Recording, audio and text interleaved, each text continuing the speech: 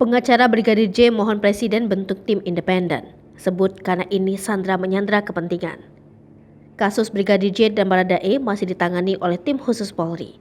Masyarakat pun menunggu bagaimana kelanjutan kasus Brigadir J yang ditembak Baradae. Karena kasus Baradae dan Brigadir J ini berkaitan dengan citra Polri di mata masyarakat.